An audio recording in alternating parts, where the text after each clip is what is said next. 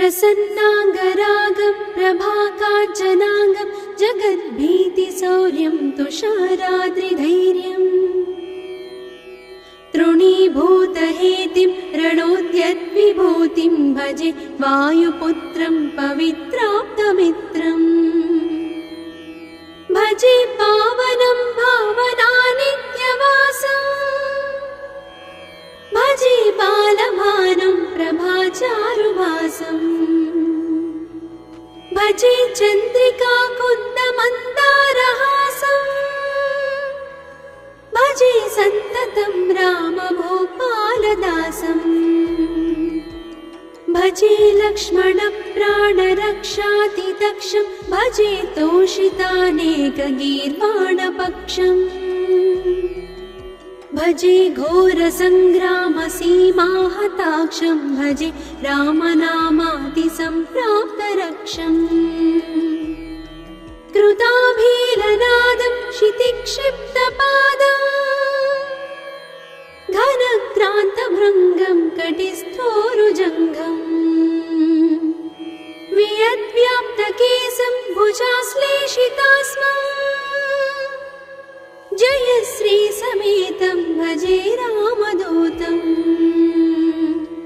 चलद्वालघातं भ्रमच्चक्रवालं कठोराट्टहासं प्रभिन्नाब्जजाण्डम् महासिंहनादाद्विशीर्णत्रिलोकं भजे आञ्जनेयं प्रभुं वज्रकायम् रणे भीषणे मेघनादे सनाधे सरोषे समारोपिते मित्रमुख्ये खगानां घनानां सुराणां च मार्गे नतं तं वहं तं हनुमन्तमीडे कनद्रत्नजम्भारिदम्भोळिधारं कनद्दन्तनिर्धूतकालोग्रदन्तम् पदाघातभीताब्धिभूताधिवासं रणक्षोणिदक्षं भजे पिङ्गळाक्षम् महाग्राहपीडा महोत्पातपीडा महारोगपीडा महातीव्रपीडा हरत्यासुते पादपद्मानुरक्तो नमस्ते कपिश्रेष्ठ रामप्रियो यः सुधा सिन्धुमुल्लङ्घ्य नाथोग्रदीप्तः सुधा चौषधीस्ता प्रकुप्तप्रभावः षडद्रोणशैलस्य सारेण सेतुं विना भूस्वयं कः समर्थः कपीन्द्रः निरातङ्कमाविश्य लङ्कां विसम्पो भवानेव सीतातिशोकापहारी समुद्रान्तरङ्गादिरौद्रं विनिद्रम् विलङ्घ्योरुजङ्घस्तुता मर्त्यसङ्घः रमानाथ रामः क्षमानाथ रामः अशोकेन शोकं विहाय प्रहर्षम् वनान्तर्घनं जीवनं दानवानं विपाट्य प्रहर्षात् हनूमान् त्वमेव जराभारतो भूरिपीडां शरीरे निराधारणारूढगाढप्रतापे भवत्पादभक्तिं भवद्भक्तिरक्तिम् कुरु श्रीहनुमत्प्रभो मे दयाळो महायोगिनो ब्रह्मरुद्रादयो वा न जानन्ति तत्त्वं निजं राघवस्य कथं ज्ञायते मातृसे नित्यमेव प्रसीद प्रभो वानरेन्द्रो नमस्ते नमस्ते महासत्त्ववाहाय तुभ्यं नमस्ते महावज्रदेहाय तुभ्यं नमस्ते परीभूतसूर्याय तुभ्यम्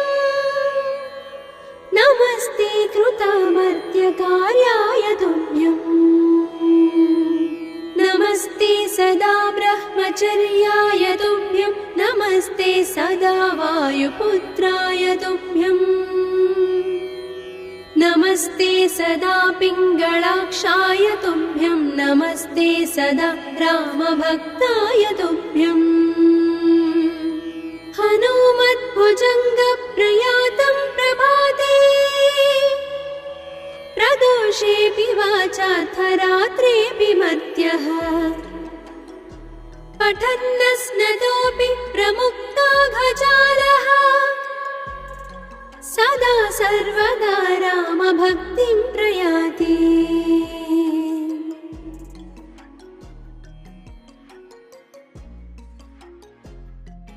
प्रसन्नाङ्गरागं प्रभाकाञ्चनाङ्गं जगद्भीतिशौर्यं तुषाराद्रिधैर्यम् तृणीभूतहेतिं रणोद्यद्विभूतिं भजे वायुपुत्रं पवित्राप्तमित्रम्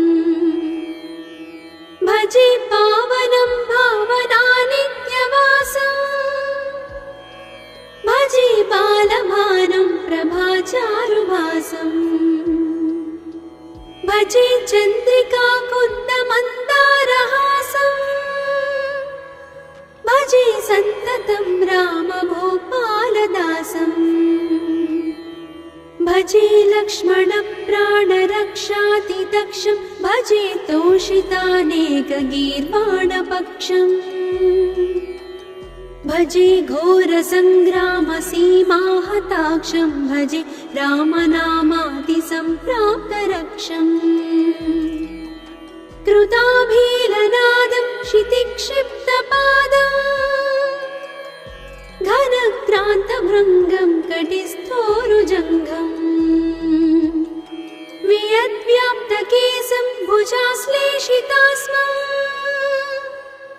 जयश्री समेतं भजे रामदूतम् जलद्वालघातं भ्रमच्चक्रवालं कठोराट्टहासं प्रभिन्नाब्जजाण्डम्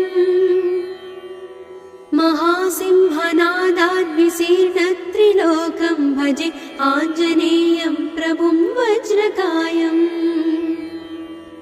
रणे भीषणे मेघनादे सनादे सरोषे समारोपिते मित्रमुख्ये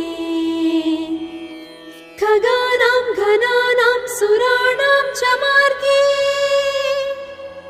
नतं तं वहं तं हनुमन्तमीडे कनद्रत्नजम्भारिदम्भोळिधारं कनद्दन्तनिर्धूतकालोग्रदन्तम् पदाघातभीताब्धिभूताधिवासं रणक्षोणिदक्षं भजे पिङ्गळाक्षम् महाग्राहपीडा महोत्पातपीडा महारोगपीडा महातीव्रपीडा हरत्यासुति पादपद्मानुरक्तो नमस्ते कपिश्रेष्ठ रामप्रियो यः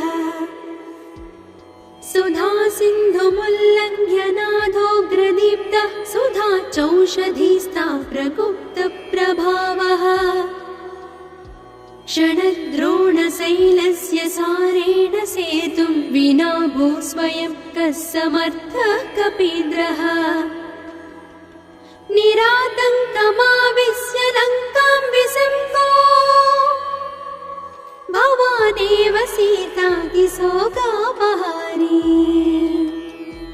समुद्रान्तरङ्गादिरौद्रं विनिद्रम् विलङ्घ्योरुजङ्घस्तुता मर्त्यसङ्घः रमानाथ रामः क्षमानाथ रामः अशोकेन शोकं विहाय प्रहर्षम् वनान्तर्घनं जीवनं दानवानं विपाट्य प्रहर्षात् हनुमान् त्वमेव जराभारतो भूरिपीडां शरीरे निराधारणारूढगाढप्रतापे भव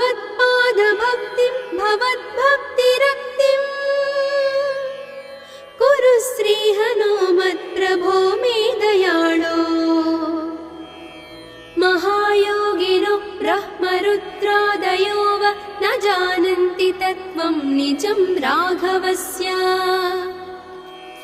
कथं ज्ञायते मातृसे नित्यमेव प्रसीद प्रभु वानरेन्द्रो नमस्ते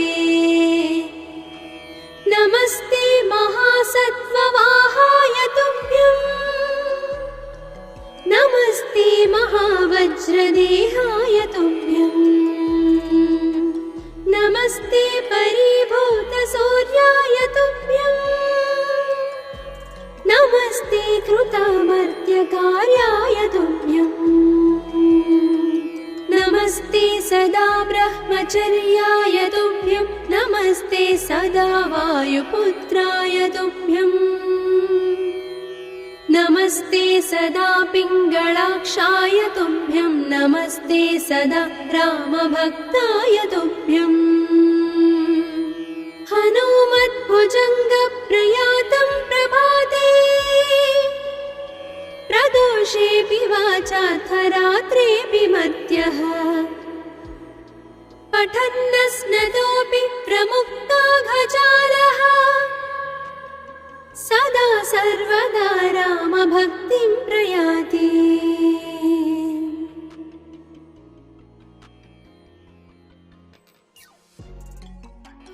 प्रसन्नाङ्गरागं प्रभाकाञ्चनाङ्गं जगद्भीतिशौर्यं तुषाराद्रिधैर्यं तृणीभूतहेतिं रणोद्यद्विभूतिं भजे वायुपुत्रं पवित्राप्तमित्रम् भजे पावनं भावनानित्यवासम् भजे बालभानुं प्रभाचारुभासम् भजे चन्द्रिकाकुन्दमन्दारहासम् भजे सन्ततं रामभूपालदासम् भजे लक्ष्मणप्राणरक्षातितक्षं भजे तोषितानेकगीर्वाणपक्षम्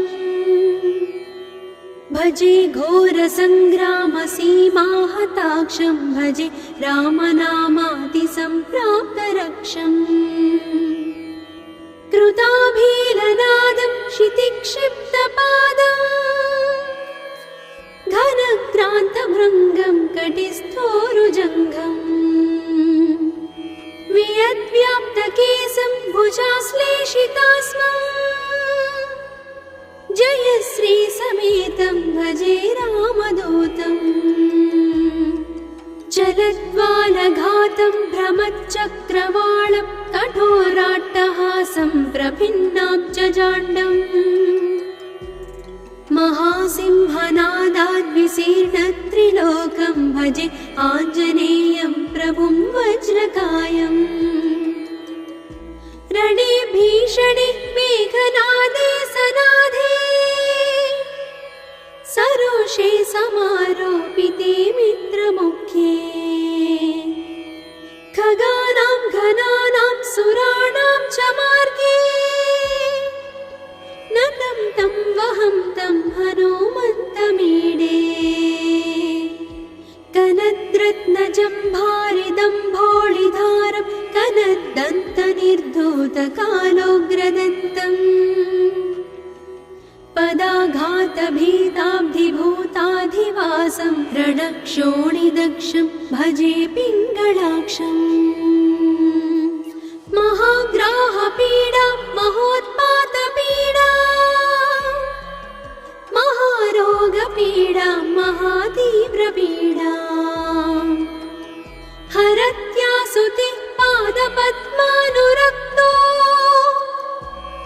नमस्ते कपिश्रेष्ठ रामप्रियो यः सुधा सिन्धुमुल्लङ्घ्य नाथोग्रदीप्तः सुधा चौषधीस्ता प्रकुप्तप्रभावः षडद्रोणशैलस्य सारेण सेतुं विना भूस्वयं कः समर्थः कपीन्द्रः निरातङ्कमाविश्य लङ्कां विसम्पो भवानेव सीतातिशोकापहारी समुद्रान्तरङ्गादिरौद्रं विनिद्रम् प्रस्तुता मर्त्यसङ्घः रमानाथ रामः क्षमानाथ रामः अशोकेन शोकं विहाय प्रहर्षम् वनान्तर्घनं जीवनं दानवानं विपाट्य प्रहर्षात् हनूमान् त्वमेव जराभारतो भूरिपीडां शरीरे निराधारणारूढगाढप्रतापे भवत्पादभक्तिं भवद्भक्तिरक्तिम् कुरु श्रीहनुमत्प्रभो मे दयाळो महायोगिनो ब्रह्मरुद्रादयो वा न जानन्ति तत्त्वं निजं राघवस्य कथं ज्ञायते मातृसे नित्यमेव प्रसीद प्रभो वानरेन्द्रो नमस्ते नमस्ते महासत्त्ववाहाय तुभ्यं नमस्ते महावज्रदेहाय तुभ्यं नमस्ते परिभूतसूर्याय तुभ्यं नमस्ते कृतामर्त्यकार्याय तुभ्यं नमस्ते सदा ब्रह्मचर्याय तुभ्यं नमस्ते सदा वायुपुत्राय तुभ्यं नमस्ते सदा पिङ्गळाक्षाय तुभ्यं नमस्ते सदा रामभक्ताय तुभ्यं हनुमद्भुजङ्गप्रयातं प्रभाते प्रदोषेऽपि वाचार्थरात्रेऽपि मर्त्यः पठन्नस्नतोऽपि प्रमुक्ताघजालः सदा सर्वदा रामभक्तिं प्रयाति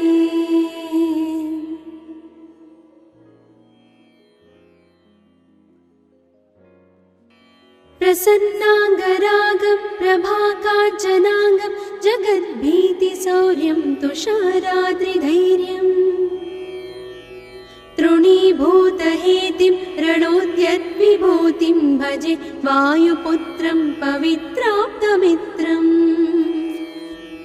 भजे पावनं भावनानित्यवासम् भजे बालभानुं प्रभाचारुभासम् भजे चन्द्रिकाकुन्दमन्दारहासम् भजे सन्ततं रामभूपालदासम् भजे लक्ष्मणप्राणरक्षातिदक्षं भजे तोषितानेकगीर्वाणपक्षम् भजे घोरसङ्ग्रामसीमाहताक्षं भजे रामनामातिसम्प्राप्तरक्षम् कृताभीलनादं क्षितिक्षिप्तपादम् घनक्रान्तभृङ्गं कटिस्थोरुजङ्घम् वियद्व्याप्तकेशं भुजाश्लेषितास्मम् जयश्रीसमेतं भजे रामदूतम्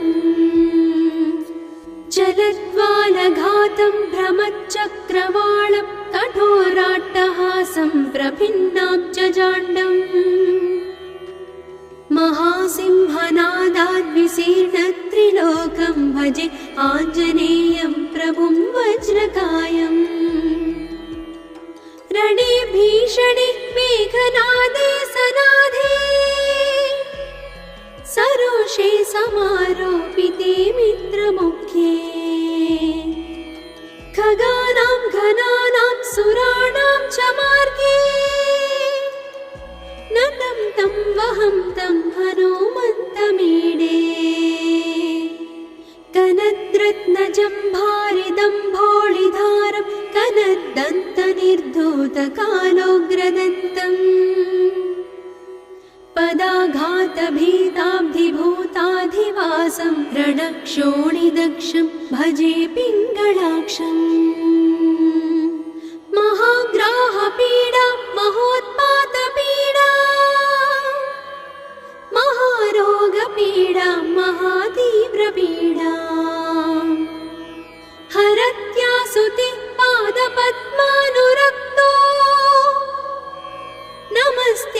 विश्रेष्ठ रामप्रियो यः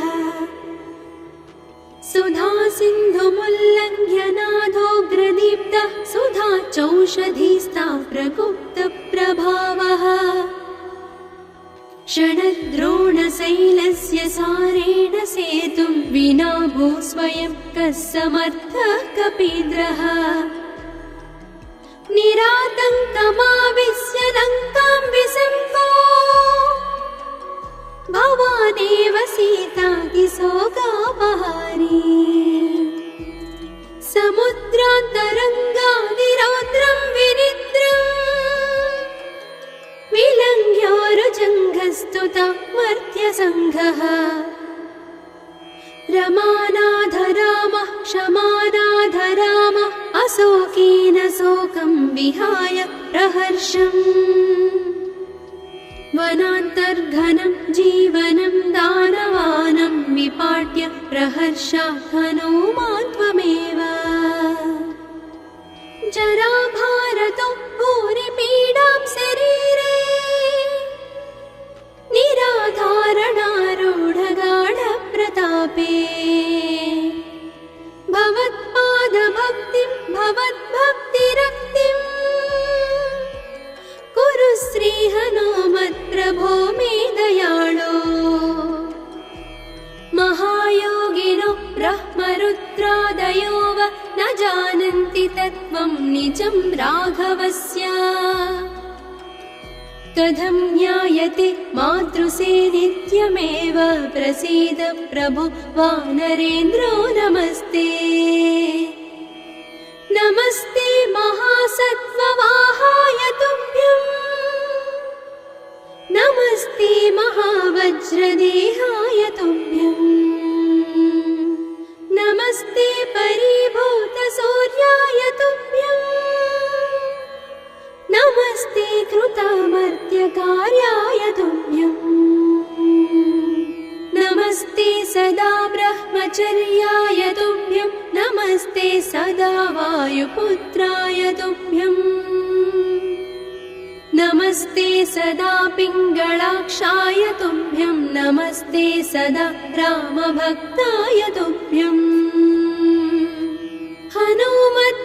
हनुमद्भुजङ्गप्रयातं प्रभाते प्रदोषेऽपि वाचार्थरात्रेऽपि मर्त्यः पठन्नस्नतोऽपि प्रमुक्ताघजालः सदा सर्वदा रामभक्तिं प्रयाति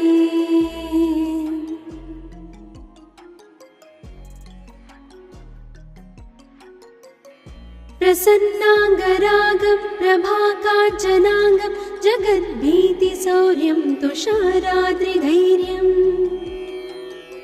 तृणीभूतहेतिं रणोद्यद्विभूतिं भजे वायुपुत्रं पवित्राप्तमित्रम्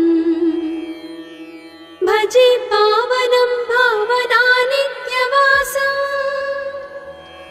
भजे बालभानुं प्रभाचारुभासम् भजे चन्द्रिकाकुन्दमन्दारहासम् भजे सन्ततं रामभूपालदासम्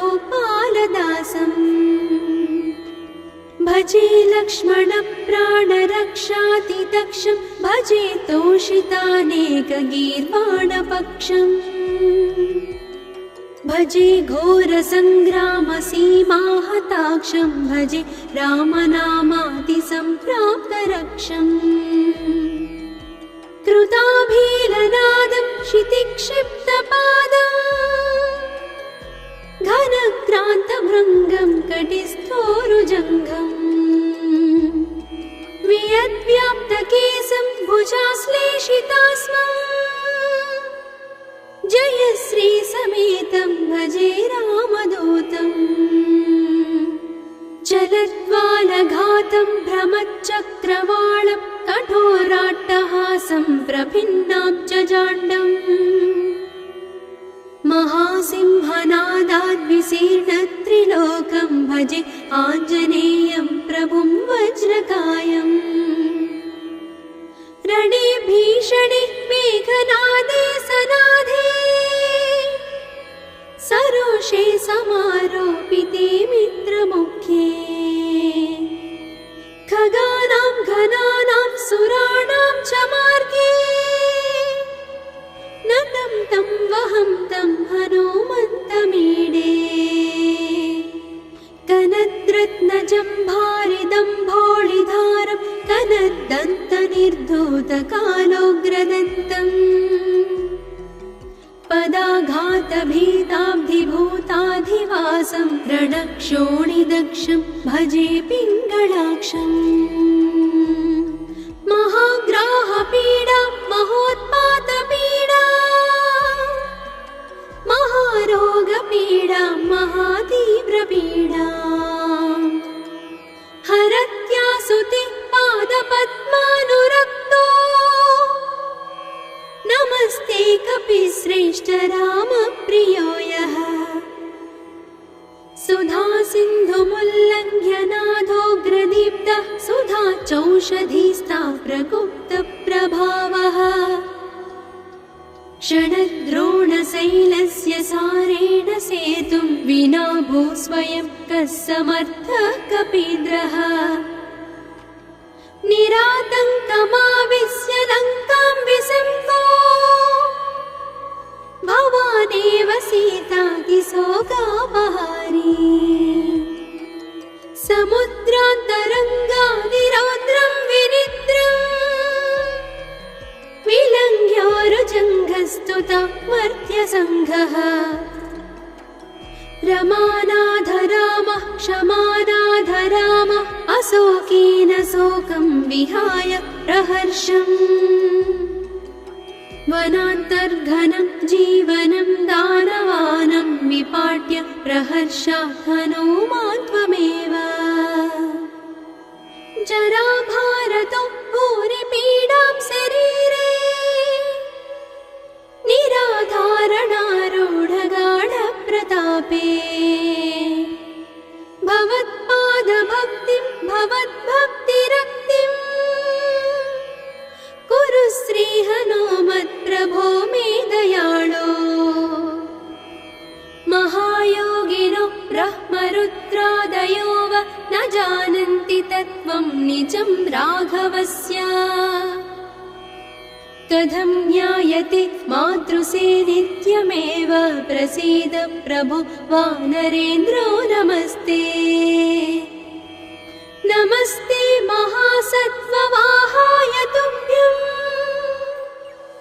नमस्ते महावज्रदेहाय तुभ्यं नमस्ते परिभूतसूर्याय तुभ्यं नमस्ते कृतामर्त्यकार्याय तुभ्यं नमस्ते सदा ब्रह्मचर्याय तुभ्यं नमस्ते सदा वायुपुत्राय तुभ्यं नमस्ते सदा पिङ्गळाक्षाय तुभ्यं नमस्ते सदा रामभक्ताय तुभ्यं हनुमद्भुजङ्गप्रयातं प्रभाते प्रदोषेऽपि वाचार्थरात्रेऽपि मर्त्यः पठन्नस्नतोऽपि प्रमुक्ताघजालः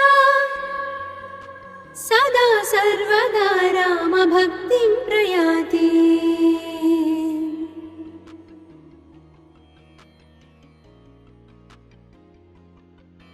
प्रसन्नाङ्गरागं प्रभाकाञ्चनाङ्गं जगद्भीतिशौर्यं तुषाराद्रिधैर्यम् तृणीभूतहेतिं रणोद्यद्विभूतिं भजे वायुपुत्रं पवित्राप्तमित्रम् भजे पावनं भावनानित्यवासम् भजे बालभानुं प्रभाचारुभासम् भजे चन्द्रिका कुन्दमन्दारहासम् भजे सन्ततं रामभूपालदासम् भजे लक्ष्मणप्राणरक्षातिदक्षं भजे तोषितानेकगीर्वाणपक्षम् भजे घोरसङ्ग्रामसीमाहताक्षं भजे रामनामातिसम्प्राप्तरक्षम् कृताभीलनादं क्षितिक्षिप्तपादम् घनक्रान्तभृङ्गं कटिस्थोरुजङ्घम् वियद्व्याप्तकेशं भुजाश्लेषितास्मम् जयश्री समेतं भजे रामदूतम् चलद्वालघातं भ्रमच्चक्रवालं कठोराट्टहासं प्रभिन्नाब्जजाण्डम् महासिंहनादाद्विशीर्णत्रिलोकं भजे आञ्जनेयं प्रभुं वज्रकायम् रणे भीषणे मेघनादे सनाधे सरोषे समारोपिते मित्रमुख्ये खगानां घनानां सुराणां च मार्गे नतं तं वहं तं हनुमन्तमीडे कनद्रत्नजम्भारिदम्भोळिधारं कनद्दन्तनिर्धूतकालोग्रदन्तम् पदाघातभीताब्धिभूताधिवासं रणक्षोणिदक्षं भजे पिङ्गळाक्षम् महाग्राहपीडा महोत्पातपीडा महारोगपीडा महातीव्रपीडा हरत्यासुते पादपद्मानुरक्तो नमस्ते कपिश्रेष्ठ रामप्रियो यः सुधा सिन्धुमुल्लङ्घ्य नादोग्रदीप्तः सुधा चौषधीस्ता प्रकुप्तप्रभावः षडद्रोणशैलस्य सारेण सेतुं विना भूस्वयं कः समर्थः कपीन्द्रः निरातङ्कमाविश्य लङ्कां विसङ्को भवानेव सीतातिशोकापहारी समुद्रान्तरङ्गादिरौद्रं विनिद्रम् विलङ्घ्योरुजङ्घस्तुता मर्त्यसङ्घः रमानाथ रामः क्षमानाथ रामः अशोकेन शोकं विहाय प्रहर्षम् वनान्तर्घनं जीवनं दानवानं विपाट्य प्रहर्षात् हनूमान् त्वमेव जराभारतो भूरिपीडां शरीरे निराधारणारूढगाढप्रतापे भवत्पादभक्तिं भवद्भक्तिरक्तिम् कुरु श्रीहनुमत्प्रभो मे दयाळो महायोगिनो ब्रह्मरुद्रादयो वा न जानन्ति तत्त्वं निजं राघवस्य कथं ज्ञायते मातृसे नित्यमेव प्रसीद प्रभो वानरेन्द्रो नमस्ते नमस्ते महासत्त्ववाहाय तुभ्यम् नमस्ते महावज्रदेहाय तुभ्यम् नमस्ते परिभूतसूर्याय तुभ्यम् नमस्ते कृतामर्त्यकार्याय तुभ्यम् नमस्ते सदा ब्रह्मचर्याय तुभ्यं नमस्ते सदा वायुपुत्राय तुभ्यम् नमस्ते सदा पिङ्गळाक्षाय तुभ्यं नमस्ते सदा रामभक्ताय तुभ्यम् हनुमद्भुजङ्गप्रयातं प्रभाते प्रदोषेऽपि वाचार्थरात्रेऽपि मध्यः पठन्नस्नतोऽपि प्रमुक्ताघजालः सदा सर्वदा रामभक्तिं प्रयाति।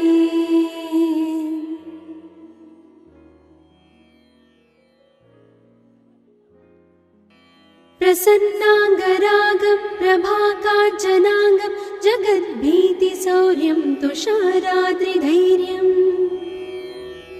तृणीभूतहेतिं रणोद्यद्विभूतिं भजे वायुपुत्रं पवित्राप्तमित्रम्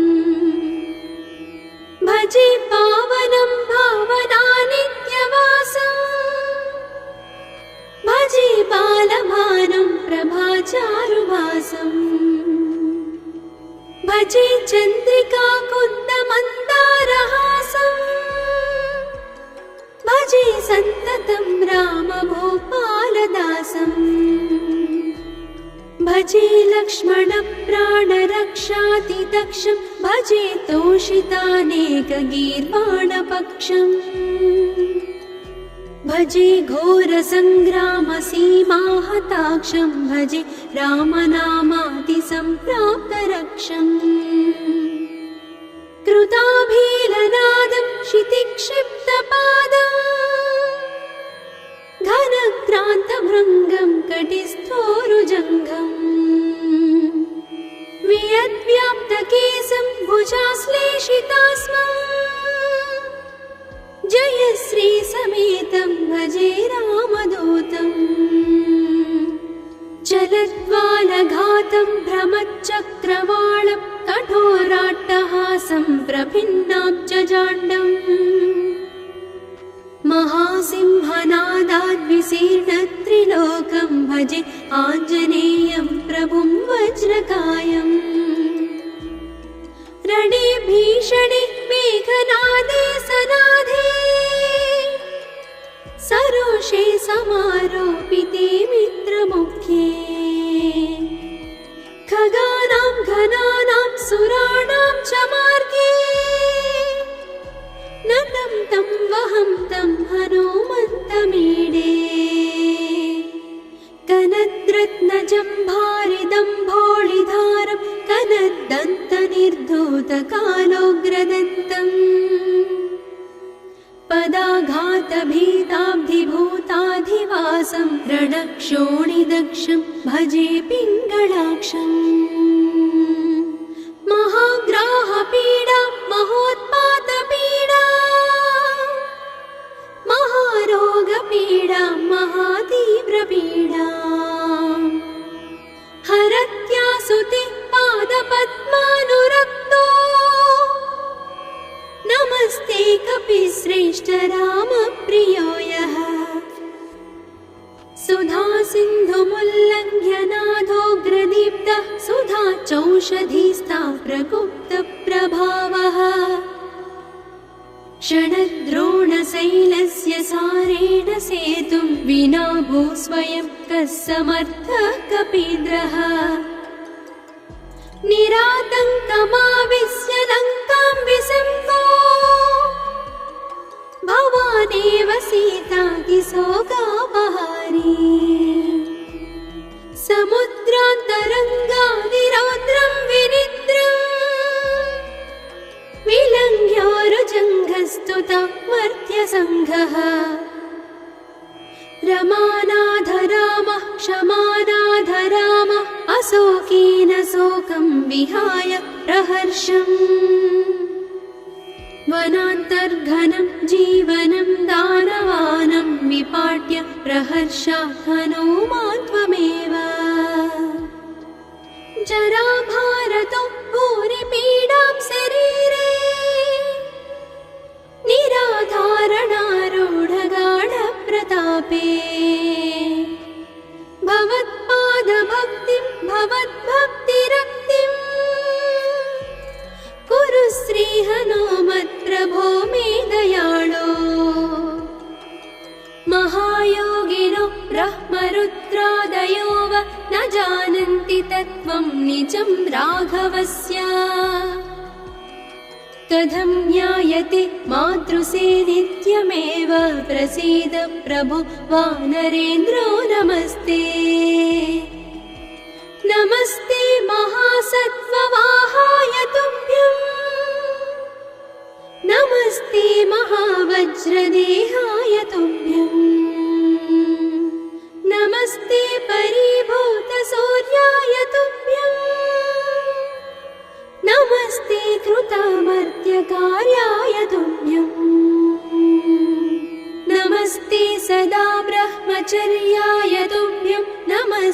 सदा वायुपुत्राय तुभ्यम्